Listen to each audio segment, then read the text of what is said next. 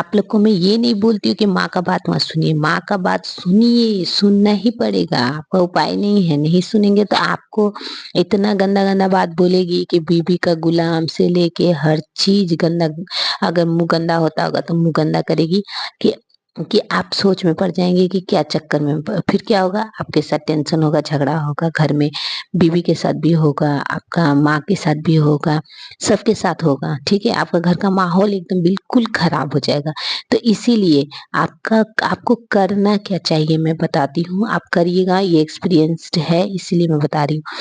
आज तक मेरे हस्बैंड में और मेरे में कभी भी अपनी माँ को लेके बहस नहीं हुआ है। इसका रीज़न, इसका पीछे क्या रीज़न है बताती हूँ। 1 मिनट। इसके पीछे का रीज़न मैं बताती हूँ। इसके पीछे का रीज़न ये है कि जब भी काम से आते थे, ठीक है? तो वो क्या करती थी, फट से बुला लेती थी और बुलाने के बाद में क्या करती थी कि मतलब कुछ भी बोलना शुरू कर देती थी। ऐसा हुआ, वैसा हुआ। देखिए, एक इंसान है, औरत, क्या होता है, जब वो अपना घर छोड़ के आती है तो कुछ-कुछ मिस्टेक तो होगा ही ना, क्योंकि नया जगह रहेगा तो कुछ-कुछ तो मिस्टेक होगा। वाइफ से आपका मिस्टेक होगा ही, ऐसा होता ही है। बहुत सारी औरतें फिर ऐसी भी होती है जो कि समझदार रहती है, तो फिर वो मतलब उतना मिस्टेक नहीं करती है, लेकिन ज़्यादातर मिस्टेक करती है क्योंकि वो लड़की होती है ना, किसी का घर का। और एक अचानक वो जब किसी का घर का बहू बनती है तो वो उसका मेंटालिटी क्या एक बार में चेंज तो नहीं होगा, गार्जियनशिप वाला नहीं होगा, वो बचपना ही रहेगा, तो कुछ तो गलती करेगी ही।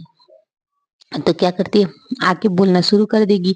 आपको ये क्या बोलते हैं, आते-आते बुला के बोलने लगती थी।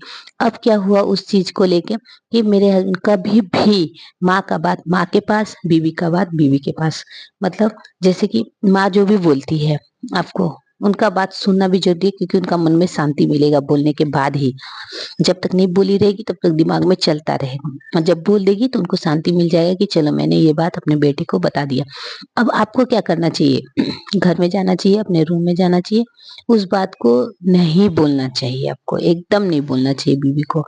माँ ने जो कहा वो अपने पास ही रखिए, फिर बीवी ने जो कहा, बीवी भी आप ऐसा नहीं है कि अपनी आपका माँ के बारे में नहीं बोलेगी, बुराई नहीं करेगी, आपका बहन के बारे में बुराई नहीं करेगी, कि आपका भाई के बारे में बुराई नहीं करेगी।